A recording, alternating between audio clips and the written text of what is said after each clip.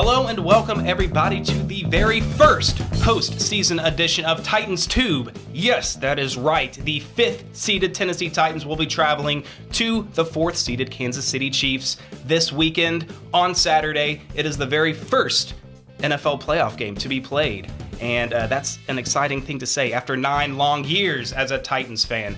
Okay, so first off, we do want to go back briefly and look at just how the Tennessee Titans got themselves into the playoffs.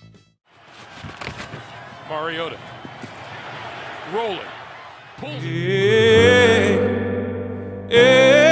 Amen. Got a first down. Amen. Amen. Take me to church, I worship like a dog at the shrine of your life. I'll tell you my sins and you can sharpen your knife. Offer me that Hello? What? Hey. What? Dude, shut up, man. I'm not done watching us get into the playoffs. Yes. Love that guy. Well, I will carry on by myself. That's fine with me. The Titans have been a franchise that has been starved for a playoff appearance, which they finally got. The Chiefs have been a franchise which has been starved for playoff success. This is the 5th season of the Andy Reid-Alex Smith bromance. Now, during that 5 years together, they have made an impressive amount of wins. You thought I was going to say babies. Over these 5 years, they have accumulated an impressive 53-27 record. That includes 4 playoff berths and 2 AFC West titles. They won this year and they won the last year. So 2 in a row. That is 2 in a row. Good counting there, boss. That is a lot of regular season success, Caleb. I commend them on that. But despite their regular season success, they only have 1 playoff win during this Andy Reid era. They are getting eliminated in the playoffs in either the wild card or divisional rounds in each of their runs. And that includes a home loss to the Steelers last year in ugly fashion, 18-16, or some crazy field goal affair, which they seemed primed to make a Super Bowl run, but couldn't get it done. Not to rub salt in the wound or anything, Kansas City fans. The Titans will be the 3rd AFC South team that the Kansas City Chiefs have faced in their playoffs in this Alex Smith era. You were talking about the Andy Reid era, I'm talking about the Alex Smith era. That's the same? The first one being an epic choke job against the Indianapolis Colts after the 2013 season, where they blew a 38-10 third quarter lead, and the Andrew Luck-led Colts came back and won 45-44. Anyone remember that game out there? I mean, who do they think they are, the Falcons? They were the Falcons before it was cool to be the Falcons. That's right. The second AFC South team they played in the playoffs in that span was actually my favorite game, where they went up to Houston and they beat the Texans 30-0, which was their only playoff win since 1993. Yeah, they have not won a home playoff game since 1993, so let's keep that streak going, Titans! But I do want to go back to that 2013 Colts playoff game, because that game, kind of in how it played out, is kind of similar and parallels to the Chiefs' regular season this year. I mean, they sometimes go out onto the field and look like an unstoppable force out there, with wins against the Patriots and the Eagles, both #1 seeds in the playoffs this year, and they defeated the Chargers soundly at the end of the season when the Chargers were surging for a playoff run. The Kansas City Chiefs hacked them back down to earth with their arrowheads. Andy Reid just unplugged them from the outlet. The Chargers get it? They couldn't charge anymore. And no more electricity. Nope, their phone died. Yeah. And then at other points during the season, they go on 4-game losing streaks, including losses to a 3-13 Giants team and an ugly 12-9 defeat. Ugh. Yeah. Ugh. Yes, but it looks like they've returned to the team that started the season 5-0. After a major mid-season slump, they've managed to win their last 4 games and now head into the playoffs at 10-6. Yeah, and it seems like a big reason why they've gotten it back together in these last 4 games is that Coach Andy Reid has given over the play-calling duties to offensive coordinator Matt Nagy. I think it's pronounced Nagy. More like Matt, my wife. This change has coincided perfectly with that 4-game winning streak. So good move by Andy Reid to have more of a hands-off approach. The Chiefs certainly have a lot of offensive weapons and a lot of talent, and in a creative Andy Reid scheme, the Titans are going to have to be prepared for a little bit of everything. So, that being said, let's get into the breakdown, see who's going to have the advantage when the Titans travel to Arrowhead this Saturday, starting with the Kansas City passing offense versus the Tennessee secondary. Tell me about it! Woo! Yes, Caleb, this offense has a ton of weapons to work with. And if you look at Alex Smith, he is having a career season. He's passed for over 4,000 yards this year and 26 touchdowns to only 5 interceptions. Doesn't scream much of a game manager to me. He's killing it this year. And who is he passing to? A lot of people. Firstly, being Tyreek Hill, who has 1,183 receiving yards, which is good for 7th in the NFL and 7 touchdowns this season. Known more last year as a return guy and a gadget player with unbelievable speed, he has really transformed into a #1 receiving option for this team. They also have Travis Kelce, a mismatch for any defense going up against the Chiefs. He is the second best tight end when it comes to receiving yards and has also gone over to the 1,000-yard mark just like Tyreek Hill with 1,038 yards and 8 touchdowns. Whew, dang! Rounding out their top 3 receiving options is Albert Wilson. Now, his numbers aren't near as good as the first 2, but he did have a career day last week in Denver when he had 10 catches for 147 yards. But what? He missed practice this week with a minor hamstring injuries. And if you are a Titans fan watching this, you know about the minor hamstring injuries. So we will monitor that. But between Tyreek Hill and Travis Kelce alone, that's enough to give any team nightmares. With the dynamic options that Kansas City has and the mismatches all across the board with Travis Kelce and the speedster Tyreek Hill, I think I'm going to have to give them the advantage. All right, next up, we have the Kansas City running offense versus the Titans front 7. Now, this is our strength. Everyone knows it. You know it if you're watching this video. I don't care what team you're a fan of. Maybe you just stumbled upon this video and you're a lone Ravens fan out there just mulling how your team just blew it against the Bengals and missed out on the postseason. I don't feel bad for him. I don't feel bad for him They've either. broken our hearts way too many times for me to care about them in the least. Suck it. Okay. Now, the Kansas City rushing offense as a whole is only 9th in the NFL. Only 9th. I mean, come on. I mean, that's pretty good. At 119 yards a game. However, their leading running back, Kareem Hunt, was 1st in the NFL. The rookie? Rushing yards. The rookie, Man. putting up 1,327 yards. His average 4.9 yards per carry was 4th best in the NFL. He had 8 yards. He had 8 touchdowns rushing. He also had 455 reception yards and 3 reception TDs. You could say that Hunt was Kareeming all over the field all season. Kareem Hunt, very dangerous weapon, and really he's the one running back they truly utilize because the second leading rusher on their team is Alex Smith. Yes, he does have 355 rushing yards. 70 of them, however, came on 1 rush. How does Alex Smith run for a 70-yard gain?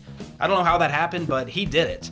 And he's actually a pretty capable rusher, so defense has to be on the lookout for that. But I do trust this front 7, Caleb. Our defense is 4th in the NFL in shutting down the run, only giving up 89 yards per game on the ground. Guys like Wesley Woodyard, Avery Williamson, Jarrell Casey, the big guys up front are getting the job done. And you know what? I know Kareem Hunt is dangerous, and he's a very dangerous receiving back, and Todd Gurley showed how receiving backs can kill us. I still like our chances of stopping their ground game. I'm going to give the Titans the advantage in this category. Is that okay? I agree if you're just looking at the rushing attack versus our rushing defense. As you mentioned, I think Kareem Hunt could hurt us, in the screen game and the receiving game. Gonna have to keep an eye out for that. But we already gave Kansas City the advantage there, so shut up. All right, let's move on to the Tennessee Titans passing offense. Lord help us all, versus the Kansas City secondary. This Kansas City secondary is allowing quite a bit of yardage. They are 29th in the NFL, giving up 247 yards per game. Now, some of that may be due in part to Eric Berry, the all-pro safety for the Chiefs. Chiefs has been out for the entire season with an injury, unfortunately for them. But even though they give up a lot of yards, they still are excellent at creating turnovers. Marcus Peters has 5 interceptions on the season and 4 forced fumbles. On the other side, cornerback Terrence Mitchell lines up for him, and for himself, he's got 4 interceptions on the season and 17 passes defensed, which is a lot. He likes swatting them balls. Yeah. Phrasing, Caleb phrasing. Oh. Anyway, some other notable players. Daniel Sorensen, their safety, leads their team in tackles with 89. He also has 1 interceptions and 6 of them PDs. How'd you like how I phrased it that time? PDs. Then they also have safety Ron Parker. He's got 67 tackles, 2 INTs of his own, and 4 of them PDs. He also had the only interception when we played them last year against us. Mariota, don't throw it to Ron Parker, please. Yeah. Dear Lord. Ron Parker, get out of the way, bro. Kansas City as a team is actually 5th in the NFL in passes defensed. If you were wondering why we were mentioning that with every player, it's because they get a lot. Yeah. They have a total of 84 on the year. So it's not just Terrence Mitchell that likes to swat some balls. It's the whole team. Mariota, receivers, catch the ball. So what I'm getting from these numbers, they do give up a lot of yards, but they're very opportunistic on defense. I mean, they lead the NFL in takeaways, and they have a plus 15 turnover ratio. So yeah, they give up a lot of yards, but ball control and security is going to be a key thing for this offense. Mariota has a tendency to throw some interceptions here and there, so hopefully that won't happen, but looking at it on paper, I think we've got to give this Kansas City secondary the advantage in this matchup. What do you say? I will have to agree. Moving on, Tennessee's rushing offense versus Kansas City's front 7. Ooh, you mean unless they put 8 in the box, which some teams do against us. They would be smart too, because we're going to be very predictable in running up the middle. And Daniel Sorensen leading their team in tackles. He might be around the line of scrimmage. He might be up in the box. So maybe we should say front 7, and then they get a +1. Let's mention some of their notable players here that make up this front 7. Derek Johnson, 71 tackles, which is good enough for second best on the team. He also has 5 tiffles and 7 pitches. Good for them. I'm so happy for Derek Johnson, really. Next up is your favorite player on their team, Justin Houston. Justin! It's as if he has 59 tackles, but he also has 9.5 sacks and has been a dynamic pass rusher, edge pass rusher all his career. Yeah, so, gonna have to account for that guy. He's pretty good. Chris Jones has 6.5 sacks and 4 forced fumbles himself. This team gets after the ball. This is a common theme with this Kansas City defense. And also on the interior is defensive tackle Benny Logan, who has 52 stops with 9, as you like to call them, tiffles. Tackles for loss, which leads the Kansas City defense. He did miss week 17 with a knee injury, but I think that was more precautionary. I believe that he will be expected to play in this playoff matchup. Now for the Titans rushing offense, we ended the season exactly middle of the road. We're averaging the 15th most rushing yards per game. Little bit of a regression, but for the Kansas City front 7, they are just 25th in stopping the run at 118 yards per game. So it's possible. Not saying it'll happen, but it's possible we might be able to establish a running game. So looking at both sides here, I think it's hard to tell. So what do you say we just give them a push away this category a little bit? Yeah, I'm cool with that. It's hard to trust our rushing offense after what we saw against Jacksonville. Derrick Henry, 1.8 yards per carry. Thank God Mariota decided to run the ball himself. All right, quickly, let's go over some special teams players here. Tyreek Hill, their punt returner. We know how dynamic he is. But funny enough, he's only averaging 8.2 yards per return, and that includes an 82-yard return for a touchdown. So he does have that one big play, but other than that, he hasn't done that much in the return game this year. Whereas Adoree Jackson is averaging 8.5 yards per return, so averages, they're pretty much the exact same. Side note, DeAnthony Thomas is out for the season after breaking his leg last week, and he was their kick returner, so I don't think kick returning is going to be a huge factor in this game, but I imagine it'll be Tyreek Hill or somebody back there. Maybe Kareem Hunt. As for these teams' kickers, Harrison Butker is having a better season than Ryan Suckup. He's hit 38 of 42 field goals, where Ryan Suckup has only hit 35 of 42 field goals. So he's having a more accurate season. But as for the punting situation, our guy is having the best season over any punter in the NFL. Brett Kern finished the year first in punt yardage average and first in net yardage in punting, which is more than their guy, Dustin Colquitt. I think we should just give it a push. It looks pretty even. So there you have it. Those are our comparisons and advantages. So now let's get into the nitty-grittiness of our keys and predictions for this game. Caleb, sir, what is the number one thing, or two things if you want, in your mind that the Titans need to do in order to win this game? For our defense, with their weapons like Kareem Hunt, Tyreek Hill, guys who can rip off a massive touchdown even if they're around the ball, we cannot give up any big plays. I think we have to contain those players. We can give up some points here and there. We can give up some long drives. I just think we cannot give up the big play. As for offense, I don't know. Our offense has been so confusing this year, Justin. I'm at kind of a loss for words as to what to really tell them. I hope that they go out there and do their best, but I think the one thing that they cannot recover from is if they turn the ball over. Just play a clean game, okay? I don't care if Mariota only passes for 120 yards or if Derrick Henry only gets 1.8 or 1.4 yards this game. As long as we don't turn the ball over, I think our offense has the chance with how our defense is playing. So, those are my keys. Offense, take care of the ball. We know this KC defense is good at making turnovers, forcing turnovers. And on defense, don't give up the big play to a Kareem Hunt, to a Tyreek Hill, to a 70-yard rush to Alex Smith. That's not going to happen. But I don't care. Those are my keys. I think we can get this done. Yeah. Maybe it's the fact that we went into Arrowhead last year and beat them in dramatic fashion. But I like Kansas City. I like their team. But I'm not really scared of them at this point. I'm more scared of what we can do to ourselves. But I think we're going to get it done. I think the team is really focused going into this game. And we are going to win it in another epic field goal on the last second by Mr. Ryan Suckup. We win it in a tight one, 17-16. My favorite part about that prediction is that we had more points than them at the end of the game. That means we won. That's how you get it done. In my book, I think your keys are spot on, Caleb. I tend to agree. I mean, the biggest thing that stands out to me about this Kansas City team is that they get turnovers and they take care of the football. And I think that's where this game can be won/lost. To put it simply, we need to win the turnover battle. We can, if we're not going to get any turnovers, then we can't turn the ball over ourselves. Because that's how this Kansas City Chiefs team wins a lot of their games. Is that they steal possessions from other teams, and that's not very nice. No stealing in this game on Saturday, please. Also, I'm calling upon a player on offense to step up for this team, not named Delaney Walker or Rashard Matthews.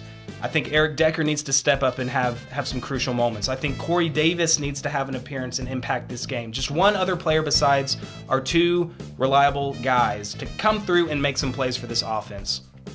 Even if it's Taywan Taylor, maybe he can figure out how to make himself relevant in this offense. If we do those things, Titans get the win. I'm going to say a 24-20 score. That's what I like to hear. Titans with the W in the wild card. Yes. It's been a long time coming, baby. Been a long time. Been a long time coming. Can we get our first playoff win since 2003? We're saying yes. What do you guys say? Let us know in the comments below. I have to announce that I will be moving to Denver, Colorado very shortly. So this channel may be different. Now I know when I tell you that, everyone's going to be like, oh, well, you're moving to Denver just for the weed. And I'll say this to you, you're only half right. Oh. Anyways, what does that mean for this channel? It doesn't mean that we're not going to make videos anymore. It just that means some of the format to those videos might be a little different. So we encourage you to stick with us as we maybe try out some new stuff, cover some new topics, make some new videos. Yeah. And we always thank you for watching and supporting the channel as always. Yeah. Caleb, it's been a pleasure working with you. And it's been a pleasure being your friend, secondly. So. Well, I can agree on the first one. Can't say anything about the second one. The Titans too shall prevail. All right, cool. That is it. Take us out, Dancing Bear. Whoa, there it goes. If you like it, follow it on Twitter. Follow it on Instagram. Follow it on Facebook. And most importantly, YouTube, and hitting the subscribe button. It makes us feel good. It encourages us to continue. Like this video too. That makes us feel good. Just make sure we're ready. This is a big one. We're in the playoffs. Yeah. Yes. Okay. Don't touch it Perfect. anymore. Okay. Perfect. Perfect.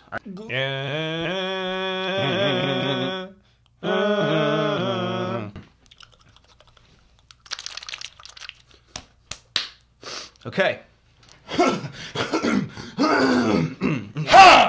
I'm fine, Caleb. Thank you. I'm fine. You're not welcome. Thanks for asking.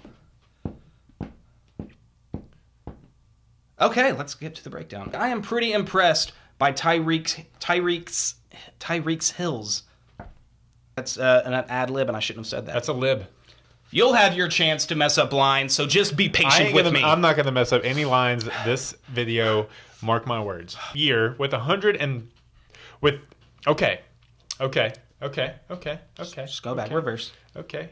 Moving on to Kansas City's rushing offense versus Titans versus Titans front seven. We can do this. We can get through this. Look, the matchup in Wildcard week. Keep Church and Mariota separate. This isn't a platform for you to shout your political agenda. If this had been in Jesus' day, Mariota would have flipped over the tables in the temple. Okay. That's good sports.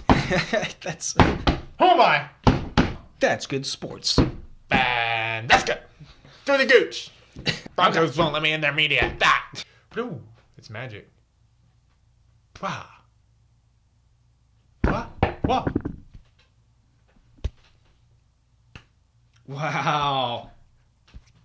Whoa, no, you still had one up. Oh, what's up? You guys want to go hang out this Saturday at 3:30? You guys want to go get some drinks, get some margaritas? Who are you talking to? KC, girl. He should cold quit while he's ahead. That joke didn't land. It landed right to the garbage pile of jokes. Yes, okay. Where that joke also went.